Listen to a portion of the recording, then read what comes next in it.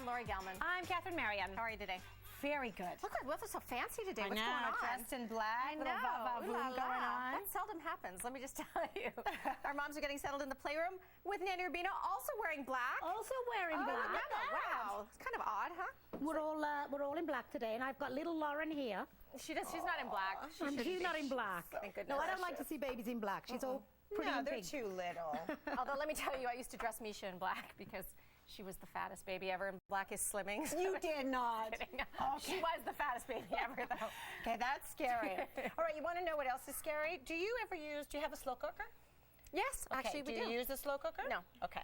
I have a Never. slow cooker. I love the slow cooker. So Mitch sort of sees me doing it, and I said, you know, when I'm here, it's really easy for you. You just pop it in the morning, and then, you know, when you come home, the kids come home from work or school, and you come home from work, everything's ready. It's like you can make stew or soup or Whatever you want, almost whatever you want. You can put a beans. big old chicken in there. Huh. If, you know, for us, most people can do chicken and vegetables, but there's 6 of us. Yeah. So we need just, the You need chicken 2 fills the slow whole thing, cookers. yeah, just about.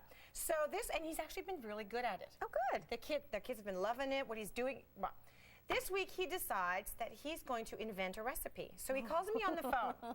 He calls me on the phone. I'm already here, and he goes, I know what I'm going to do for tomorrow. I said, okay, what you going to do? He says, this is what I bought. He says, I sliced some potatoes, and I put them at the bottom, so he's got little slices. Then he's got a layer of pork chops, which he hasn't cooked, he hasn't browned. Then he's got a layer of like that thick bacon. What's that called? Back bacon. Back bacon. Thick layer of back bacon. Another layer of pork and bacon. Another layer of pork chops, which he hasn't browned, and then more of that back bacon, and then the potatoes on top. So I say, sounds like a really good idea, honey, but he's like, no. All right. So we do our thing, we work. Oh, I call to no. say goodnight. I say, so how was did the rest? dinner? He is cracked up. Because you know what happens? Bacon doesn't cook in a slow cooker. Okay? It needs to be fried. So what happened is he opens the top.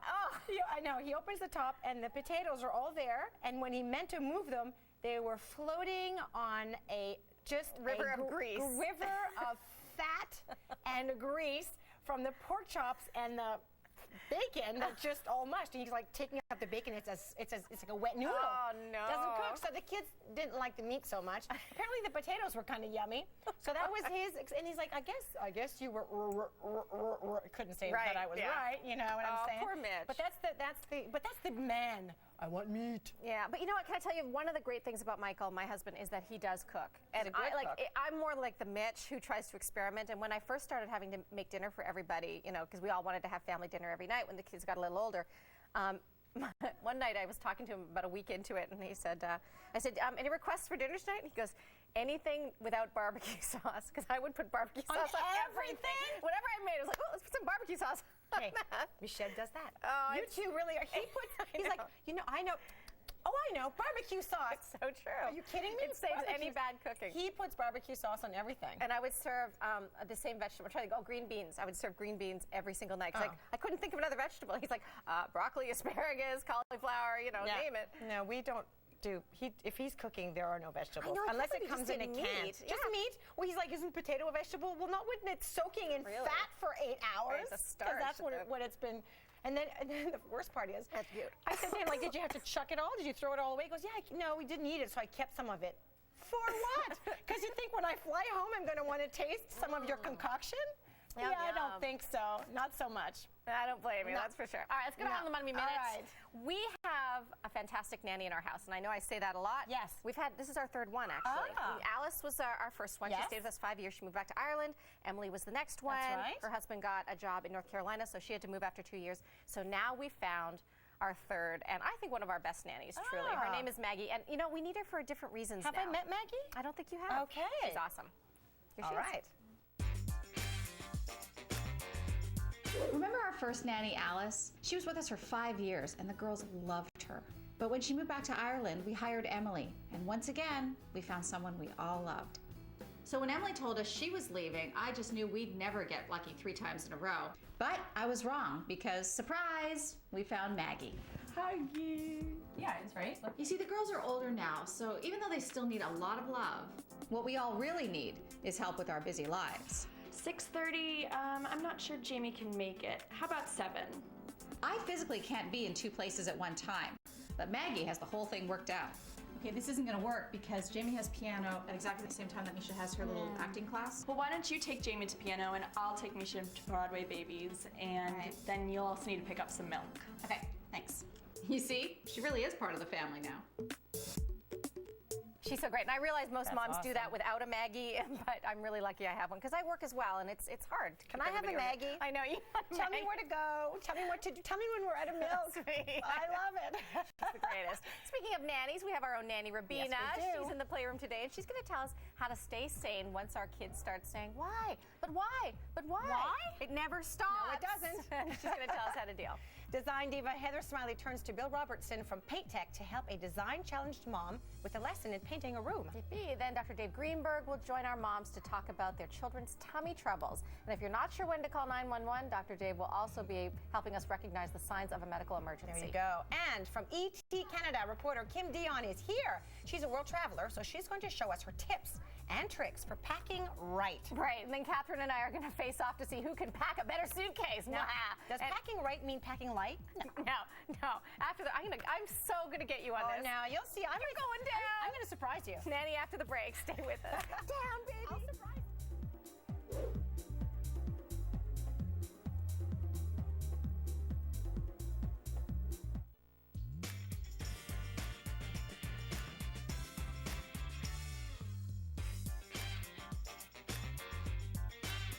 Welcome back to the Mom Show. Kids are such curious creatures, and Nanny Robina is here to help us find the right answers when our kids keep asking why. When does this start usually? What age? I would say approximately, from my experience, between the ages of 3 and 4, when they haven't quite figured out how to put a long sentence together, but they quite like the sound of your voice and you putting your sentence together. Is it a stage they'll run through? You know what? It is a stage, but it can go on for a long time, put it that way, unless you try to work on it. And you do, you know what, you need to try and nip it, because I've actually thought, oh, well, you know what, it's nice, it's cute, and I'm going to answer all the questions. It's gone on and on and on. Right. And it's a headache. Yeah. It really is a headache, because it will go on for a long time. So you need to sort of work on trying to push that at the back seat.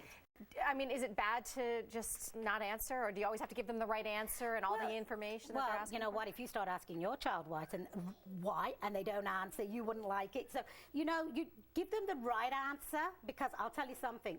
The producer of this show actually told me today that her mom used to give her some fibs, right? And she went through life thinking that some of them fibs were right and felt quite foolish when she started school, and discovered that, you know, some of the answers that she'd got were not right.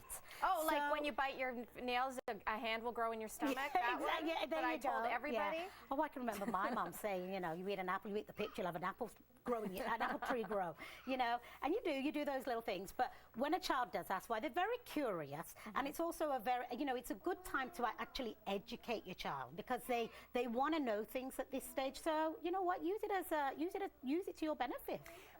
Is it ever okay to say, I don't know?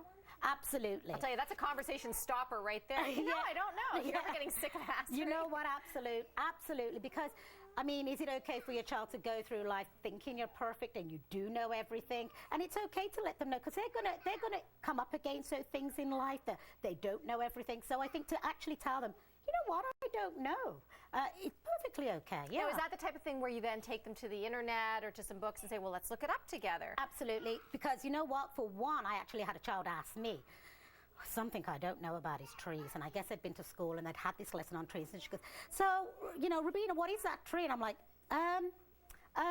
you know what I think that is? And I thought, you might as well confess. I'm not going to lie to her, because she's doing trees at school. So I did say to her, I don't know, and let's go back and look through your school book and see if we can find it. So it was a great time, because I actually learned what the tree was too, you know. So there you go. It was a maple tree as well, something really easy. Oh my gosh, Robina, you should be ashamed of yourself. But sometimes, I mean, Jamie will ask Michael something, and then he's into giving the big long answers, and all of a sudden she's just like, oh, never mind. Yeah. I mean, sometimes I feel like, do they really want to know, or is it just a way to keep you engaged? I think a bit of both. You know what? And keep your answer short when they're little, and don't get too technical, Michael. You know, and that's a man thing. They've got to go in all the details.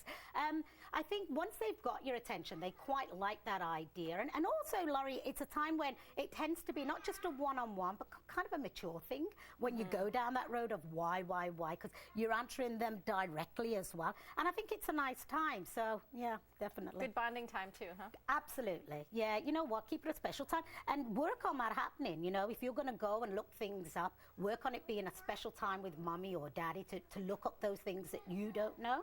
Absolutely. Get used to the why, because it's going to come for a while. It's going to come, and it'll keep coming. It took me a long time to figure out that you don't have to answer every single why, No. especially when they're 2 years old.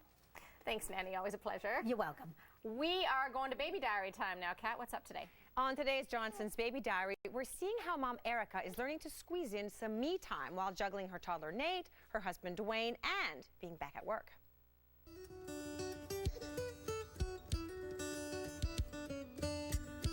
Nate, where's your baseball bat? Go show Daddy how you swing. Where's your ball? Go show her where your ball is. Does the monkey eat the banana? What's the gorilla do? Yeah. Hi, my name is Erica. This is my husband, Dwayne. Hello. And this is our son, Nate, and he's 15 months old. Nate loves to swing the baseball. I went back to work after my year of maternity leave when Nate was 13 months old. My family does need and demand a lot from me, so I give as much as I can, but I do try and take some time for myself. One of the simplest ways to maintain your sanity is with a warm bath. Play your favorite music, light some candles, and let the stress of the day melt away. Dwayne is really helpful when it comes to helping me find that balance that I need in order that I don't burn out. Have a date night with your husband, and try not to spend the entire evening talking about the kids. On Wednesday nights, Dwayne goes swimming with Nate. So that's a good 45 minutes that I can just sit and read. Usually it's what I do. I need a little bit of time to just connect with myself, because if I'm not my own person, it's very difficult to be there for somebody else.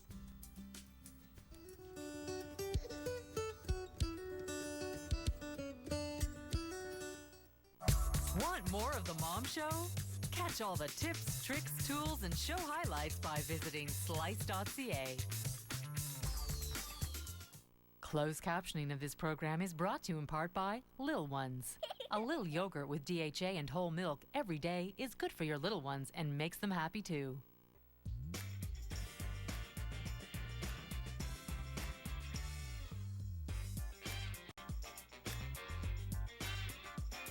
Welcome back to the Mom Show. Have you ever painted a room? No, I've supervised while my husband has painted a room. I did it once, never again. Oh yeah, painting a room takes patience and a whole lot of practice. Who better to teach Mom Shelma than our decor team, Heather and Bill.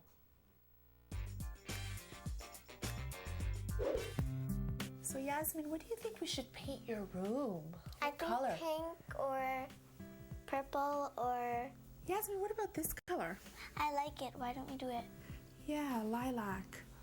Lilac it is. We've lived in this house for 5 months now, and we just haven't had much time. I mean, most of the house has been done already, except for Yasmin's room. I don't have a clue about painting. I've never painted in my life. I just don't know where to start. And I have the answer. His name is Bill. Shelma, meet Bill, who's going to lead us through the painting process. Hi, Bill. Selma, great to meet you. So Bill, we are wanting to learn how to approach painting a room. What's our first step? First step is getting the proper tools together. Okay, Bill, but this thing that I can buy, this prepackaged like kit, it's so easy to buy. Definitely quick and easy. The tools are generally poor quality and they're disposable, so it's great for the landfill. My recommendation would be to buy some good tools that you can use for all your decorating projects. What is it that you do that an amateur doesn't? The key is preparation. After we've filled our holes, sanding. So let's get up there, clear the room, and get sanding. Let's go. So there's a couple holes here we should fill. Just like icing a cake, you take a little bit of the filler, and you take it over the hole and just put it on. That's good. Now wipe everything off. Yeah. Everything. When that's ready to sand, that'll be white. If you want to come, hang on. One hand there, and up and down. Okay. Are we ready for paint? Come on. I'm gonna mask the baseboard. Gonna mask the baseboard. Boring. We're just gonna get the tape started in a straight line and apply pressure to the end and just guide it down the wall while applying tension here. How's that? That's great. You ladies have done a wonderful job. We rock. Wow, that's a great color you chose. That is lovely. It's got a little pink and a little purple. I think she will love that. This is what we're going to use to do our rolling. Okay. And we have what we call our cutting can. I've poured about 1.5 inches of paint in there, and that's perfect for what you need for the brushwork. Oh, because I always leave it right filled to the brim and it gets heavy after a while. It gets heavy, and Heather, if you drop it, it's a big mess. That's never happened. All right, Bill, how's my form? You've obviously done this before, Heather. I'm That's an artist, perfect. Bill. Nice steady hands is secret, and come down about 4 or 5 inches. That much? That is perfect. All right. Yeah. And why do we come down that far? Well, we're going to have to roll up to the edge that you've cut into, so we want to leave ourselves just a little room. The reason I've chose to start at this door is I'm right-handed, and it's always easier to move to the right. You've got your right hand on the top of the pole, your left hand in the middle, and you're just going to roll it gently into the tray, pull it back up, and then roll the excess off. You want to start rolling up and down slowly. And you got it great, so you want to pull some of it down and some of it up. I'm going to just show you a little trick. So you've got the paint spread on the wall, and we see some big lines of paint. Yes. We're going to just roll very gently over the wall, spreading that paint out as evenly as possible. Perfect. Most colors go on light and dry darker.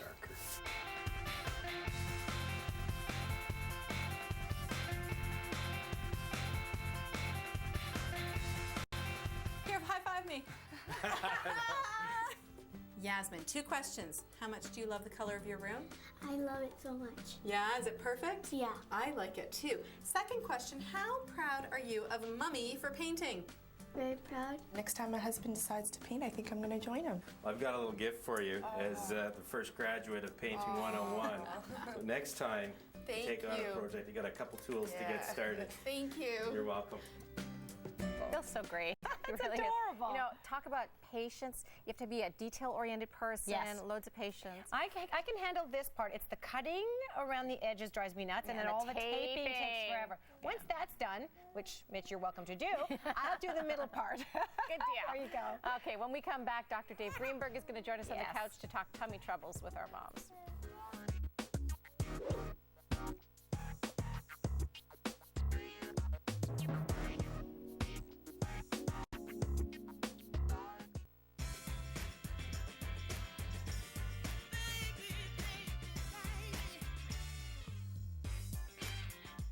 Welcome back to the Mom Show. Tummy aches happen for many reasons, so it's hard for parents to know what to do. Dr. Dave is here to tell us how to handle tummy trouble. I know it's one of the biggest complaints in my house, and apparently all our moms face this as well. So I'm going to go to Kelly first. When did Jacqueline start having her first tummy trouble? When she was born. We had a hard time burping her. She had a hard time with any sort of bowel movements. So right from day one, she was having tummy troubles, and it was just... Early on, you can figure out that it's gas, but as she got a little bit older, we had a hard time deciphering if it was just a gas in her belly, was it my breast milk, was it then eventually the solids she was eating, was it a bug? So we were plagued with it for about 11 months. Yeah, Farnoosh, you had early tummy trouble with your son, right? Yes, when Alton was 2 weeks old. And he would bring his legs towards his stomach and then release it so fast and cry. So we went through checklists, and then that's what we found, that he most likely has a tummy pain. So Dave, this is totally different from your kid being 3 years old and saying my tummy hurts. Correct. Like, is this a common thing with moms well, I think and the babies? first thing we have to do, and I don't mean to pick on you, but the first thing we have to do is be real clear about what we mean by tummy. Because most people presume that tummy is from the bottom of your rib cage to the top of your privates, and that's the whole thing is your tummy. The reality of it is that it really, if you want to break it down, it's better to break it down into what would be called upper GI and lower GI. So your upper gastrointestinal tract and your lower gastrointestinal tract. And the problems that tend to happen are very, very different. So for example, you talk about gas. Upper gas, you made exactly the right point, which is not burping. But lower gas, generally speaking, is digestive. It's from what you eat, right? So they're two very different problems, even though they all come under the tummy trouble. And of course, we're dealing with pre-verbal kids. Right. Then the other thing that you pointed out was is the leg drying up, right? Well, this most people ascribe to something that we call colic. Nobody's even sure if colic has anything to do with your gastrointestinal tract. It may be a brain thing. So it leads to a lot of confusion, and especially for first-time parents, a lot of aggravation. What did you guys do to make them feel better? Was there any relief? Well, what I did, I always burped him after each feeding to make sure that wouldn't have any gas, but however he had. And I would try to rub his back and put him on our hands, so we rubbed the back. And then we gave him medicine, which is a very concentrated mint medicine, and we make him burp. Mindy, how old was Morgan?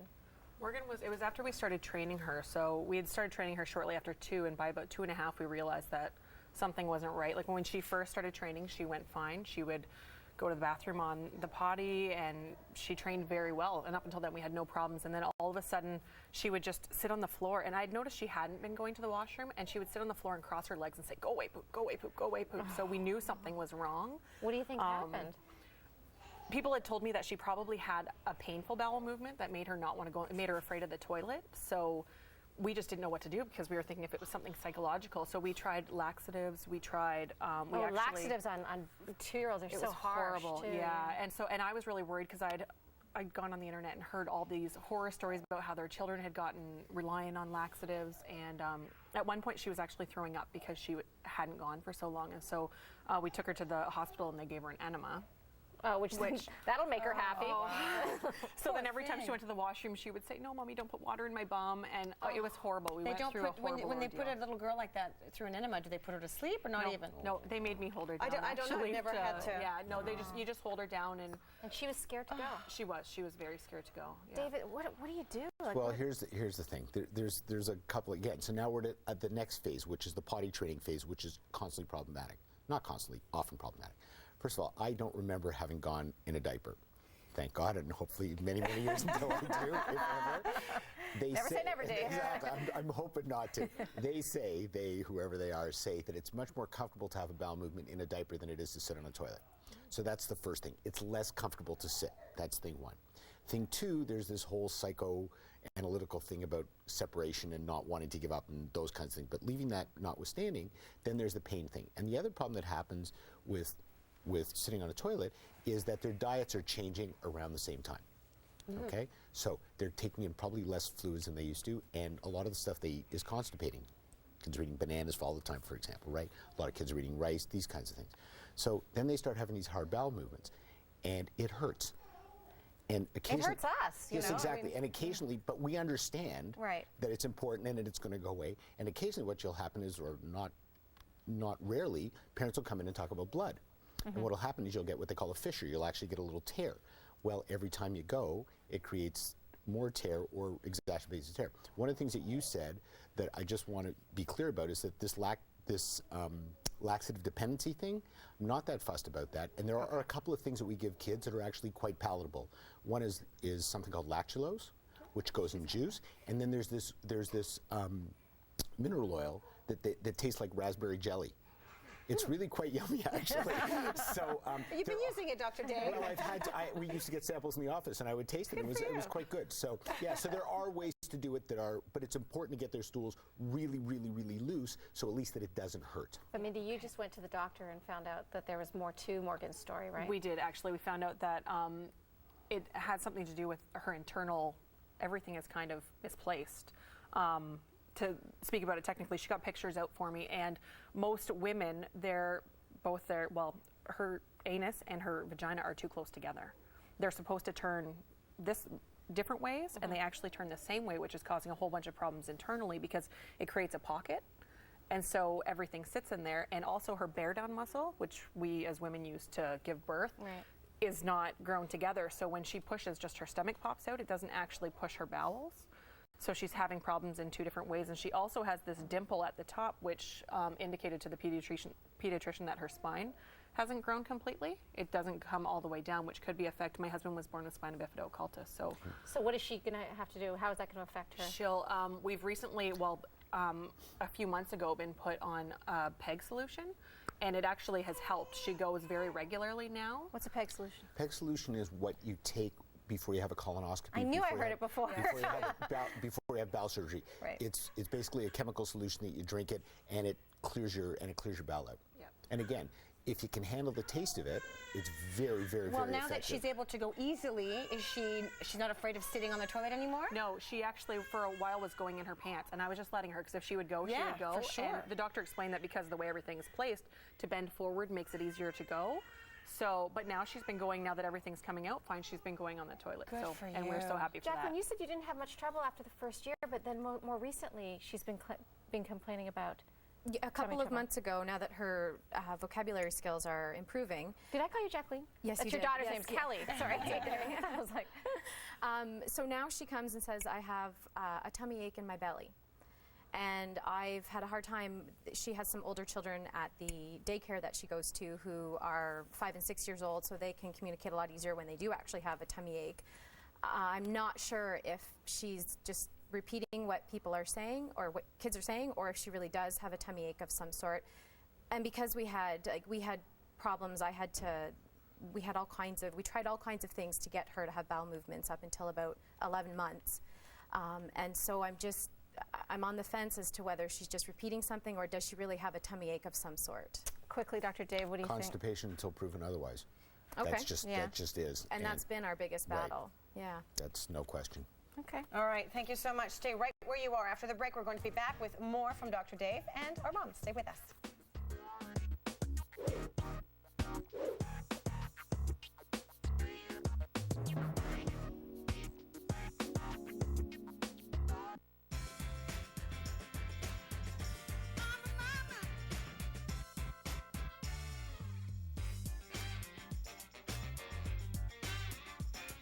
Welcome back to the Mom Show. We're back with Dr. Dave and our moms. We're talking about medical emergencies, and right before the break, we were talking about tummy aches and the kids who have, belly problems. Mm-hmm. Is there ever a moment when we need to go to the emergency room?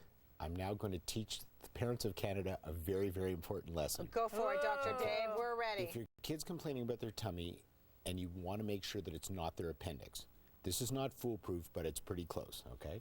If you get them to stand up, and you get them to bounce up and down on their heels as hard as they can. So they go like this.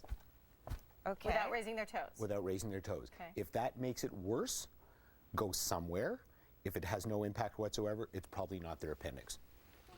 Okay, so if it gets worse, go somewhere. If it's not worse, go somewhere, go to the doctor, go to the hospital, go somewhere. Right. Okay. If it doesn't change anything, it's probably not their appendix. Okay, because I would have never thought appendix. I'm thinking tummy ache, I would have never thought about that. Oftentimes, parents, it's... Appendix comes with fever, though, yeah. doesn't it? You would be amazed really? at how... Yes, and we were taught by one of our professors that when you, as a surgeon, if you're taking out people's appendixes, and if you're right, more often than 75% of the time, you're waiting too long.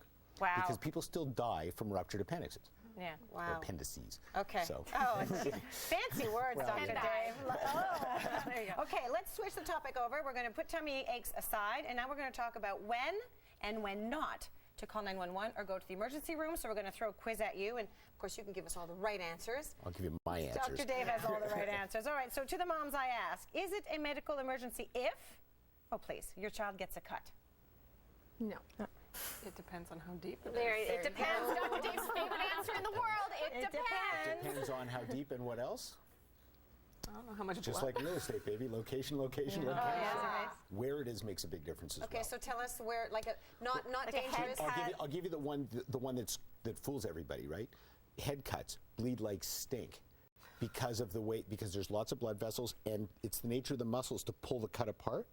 They bleed like crazy. They're rarely a problem. Anything around hands and fingers, potentially really problematic because you're talking about potentially losing use of important parts for a long time. Is there a way to tell if my child needs stitches? Absolutely. What you do is, if the edges of the cut will stay together, first of all, if you look at it and you can see if it's full thickness, pretty much you're going to need stitches. If the edges will stay together just on their own, probably doesn't need stitches. Okay. If it gapes, then it's going to need something to hold together, either stitches or a glue or some kind of strips or something. So trip to the emergency room. Trip to somewhere, A doctor. yeah. To somewhere. We're going to Dr. Dave's house. That's where we're going. All right, moms, back to you. If they take a fall, but they can move all their fingers and toes and their joints, do I go to the emergency room or do I not? They're fallen, everything kind of moves. What do you think?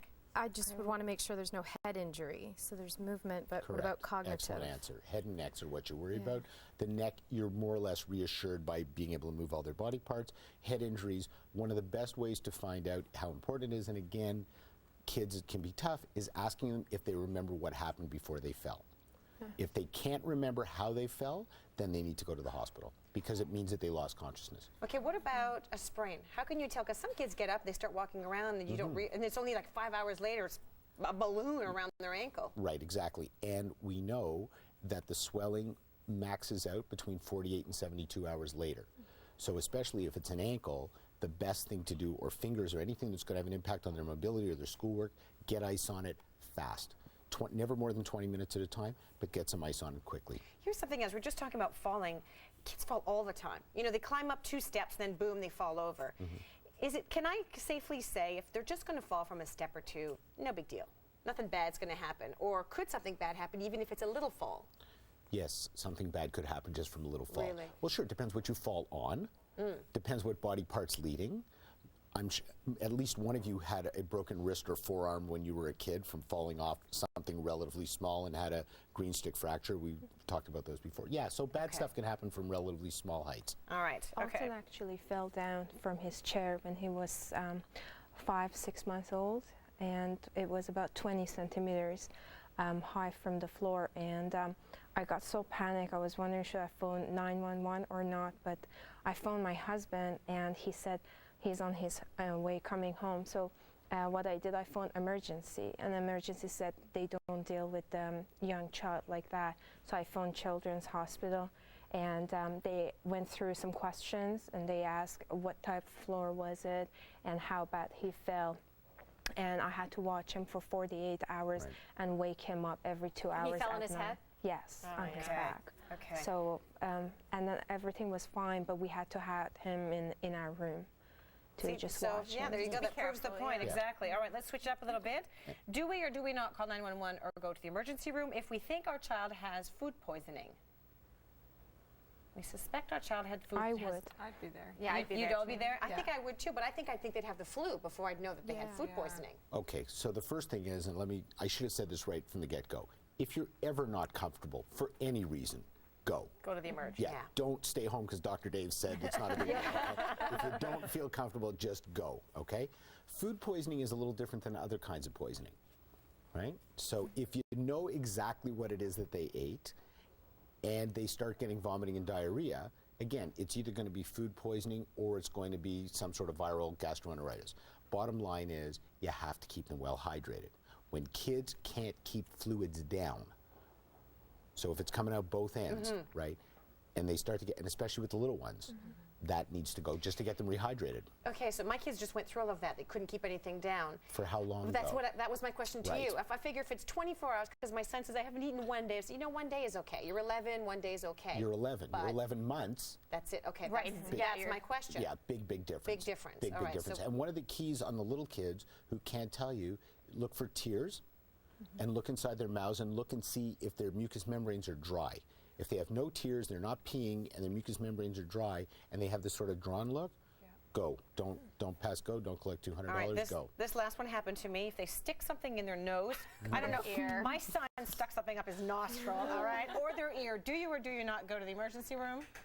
I would to get it out. Can I tell you, I used the tweezers and got it right out of his nostril. I mean, it's my 4th kid. I don't get, And I would say to you, kids, don't try this at home. Leave it to the doctors. But the funniest one we ever had when I was an intern was that this kid stuck a bead up its nose.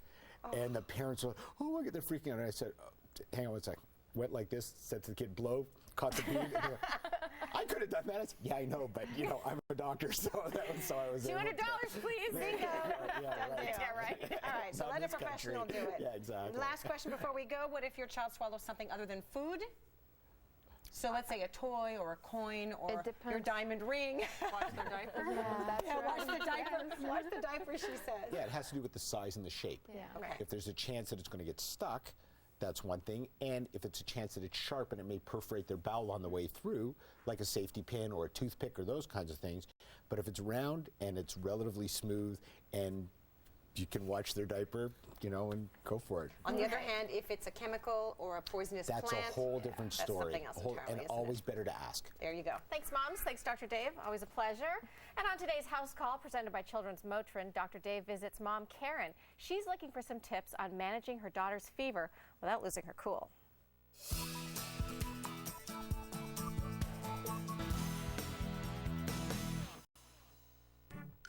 Hi, my name's Karen. This is my hubby Dwight. This is Keisha, she's 6.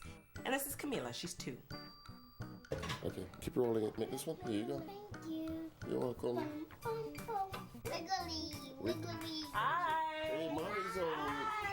Well, I work full time, and my husband Dwight, he's a chef. So he makes sure we all eat well. What are you doing? Cooking pasta. Yeah? Cooking pasta. Oh boy, is that for me? My girls, one's in school and one's in daycare. So they bring home a lot more than just their homework. Mommy, I feel sick. Oh, sweetie. When they get a fever, I want to make sure I'm doing the right thing.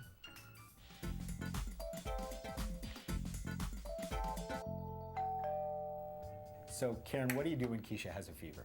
Well, first I try and give her some Motrin to get the temperature down. That's a great idea. Motrin's a great product. Tylenol also very useful. Motrin, complete reasonable first choice. How exactly would you define a fever? In general, we talk about fever in Celsius, and we talk about 38.5 as being the line above which it's not so good and below which it's okay. But the most important thing with fever is behavior as well.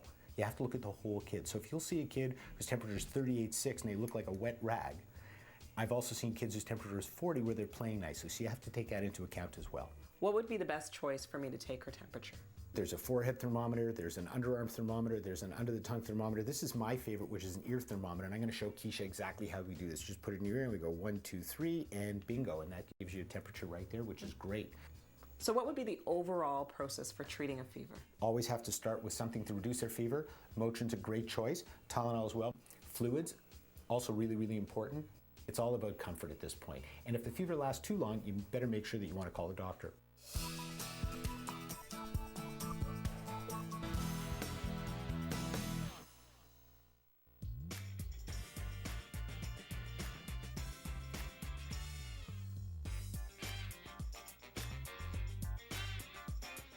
Welcome back to the Mom Show. Whether you travel a little or a lot, it's hard to pack right. But luckily, we have Kim Dion here from Entertainment Tonight Canada. She's going to show us how she's got it down to a science. Thank you so much for joining us today. My pleasure, my pleasure. So you do. You travel a lot. Tell us what an average week is like for you. Well, I normally go to New York or LA. Those are the two big ones. Awesome. But I often take many trips down south. I just got back from a soap opera cruise in Miami and Mexico. And so it's all kinds of different weather, but a lot of south trips, which is great. Okay. I can't complain. So you've got the whole thing down pat. So share with us some of your tricks. Where do we start? Well, I would personally like to start with the neck pillow because it has saved my life many times. And now before I used to have the regular size neck pillow, come about this size. It's annoying, it's in your bag, it's taking up too much room, but if you get an inflatable neck pillow, then it is only this size. Okay, look at that. It's in your purse. Itsy bitsy thing. It's light. And so all you have to do is blow it up when you're in the plane. You blow it up, right? and then it's this size, and it's yes, because there's nothing more hokey than walking through the airport like this. Like your mom. like your mother. Yeah, I love my mom. Let's see my mom out of this. Okay. But yes, it's true. Great so idea. It's totally compact and great, and you don't want to start off a work trip or any trip with a sore neck from bonking around like that.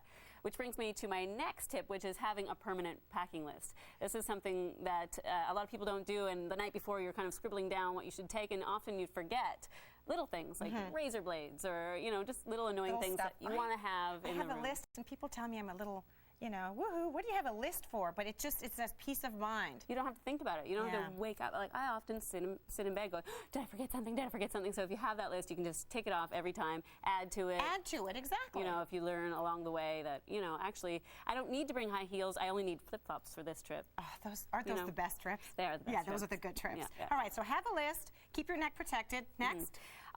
My personal favorite actually is having things in little plastic bags because you can put your makeup in it, lotions, jewelry actually. I know it kind of looks a little ghetto, but I've tried everything else. I have the perfect, jewelry wrappy thingies and they're all fancy and they look nice. But these are see-through, so you can see exactly where everything is and just grab it. And it also, if you want to put your lotions in the bags, that's right. If they explode, hopefully they don't, but then you're safe because you're protected. And plus, if you want to do this as a carry-on. Exactly, right? because with the regulations and everything now it has to be in a see-through bag. So you can just pop that out of your purse, put it in the tray, and away then you're you go. done. Yeah. All right. Love the see-through bag idea. Very good. All right. And then, of course, we were speaking about lotions and Yes. potions. You could do this, but it takes up a lot of room. And it weighs a lot. It weighs a lot. And they weigh that bag, let me tell you. And then you have to pay for it. I know. And that's a lot of money. I just paid the other day. Okay. I shouldn't say that. I'm an expert. I pack light. Yes, you pack light. All right. But, you know, you don't have to do this, and you can put them in these little 100 milliliters, which are standard, which are good for bringing carry-on. See, I used to think that if it didn't say on it 100 mil, that they wouldn't accept it, but they know that this is a small enough size, don't Exactly. they? They just eyeball it, and it's fine. And the reason that we have these two demonstration bottles here, one is filled to the brim and one is not. This, you'll often have an explosion, and I think you've had, you know, liquids explode. It was terrible. It was Yeah. a big, and it's conditioner. It got on everything. Conditioner takes forever. Well, because it's to get off. goopy. Yeah. It's very goopy and then it's in your emollient. suitcase. And it was everywhere, I know. And it kind of, and then the first thing you do when you land is laundry. No fun. I know, exactly. So, then So you you're can avoid that by doing what? If you put a little space in the bottle, because what happens actually, people think they get squished, and that's why they explode. But actually, because it's too full. But it's because it's too full, because they're not in pressurized areas often, and they just explode, not because they're being squished. Let's go over this way. So those let's are leave good. a little bit at the top. What are we talking about here? I recommend to bring versatile clothing so that, you know, it's neutral colors, you can mix and match, and you can have that Good one idea. pair of pants that will go with everything. Black is good, gray, those sorts of things. And then if you get, you know, if you find that a little boring, you can mix it up with these red shoes, which I know you love. I love those shoes. So just a punch of colors. So you have some red, which you can pair with, you know, some gray and black, and it just kind of brings everything Beautiful. up. A pashmina or jewelry will take all the that's neutrals. your zing. That's your zing right there. I like that. Yeah, All right. I like that. And Zing. these are folded, and these are sort of not. Rolled. This is Rolled. something I learned a few years ago. I had no idea that if you roll your clothes instead of folding them, first of all, no wrinkles. I didn't know that. I know. It really No works. wrinkles. It really works. So if you roll them, you don't have to Now, I iron would have them. thought rolling meant one at a time. Here we've rolled them all sort of together. You've rolled them all together, and these are exactly the same amount of clothes in this pile and that, and you can see that this is so much smaller and It is takes smaller. up less Okay. space. I But like that idea. If you like to roll individually, you can do that too. Okay. So we've got something going on over here. We're doing a little bit of a challenge, are we? Well, there's Come on a in, Lori. challenge. Okay, Lori. excuse me. I don't do flats. Who put flat shoes on my thing? Oh, here? good Lord, Hang stop on a second complaining. there. This is just all part of your evil plot much to better. take my shoes, I know. Yes, it is. It absolutely is. So what are we doing? The challenge is you both have the same size. Well, actually, one of your suitcases is a little bit bigger. Mine. Yours is a little bit bigger, but the challenge is you need to both pack everything that you have on the racks in an orderly fashion, roll your clothes, fill up the bottles with your product, and you have a time limit. We have to go quickly on this. Okay. You also have to save room for shopping, of course. Okay. Save room for shopping. You say when we go. Okay, so you guys ready? Yeah. Ready. Go. Here we go. Oh, it was already open. Do you have a technique? Oh, she's doing the makeup first. All right, I'm getting in. I'm getting to do this. Yeah. All right. For me, although I never practice fast, I have to say, this could be ugly. Whoa, hey, ho. Look at this. And there's a trick to this too, actually. Is there really? Well, yeah. What's the trick? You have to make sure that there's no bubbles. And, Quit and that you telling her don't get what it the all- trick Oh, is. Sorry. Yep. No, I'll keep my mouth shut. No, tricks are good. Tricks are good. Oh, I can't open this one. Oh, here you go. You can only have to do one. Oh, really? That's what they told me. Look, I'm helping you now. Oh, you're the best, Lori. Lori's a good You're roller. the best. I'm a stuffer. I can't believe, Kathy, you didn't know the rolling trick. That's an oldie but a goodie. All right, we are going to finish doing all of this, and when we come back, we'll show you who's the best packer, okay? All right, stay with us. Here you go. How's You that? actually have to put an extra sweater in.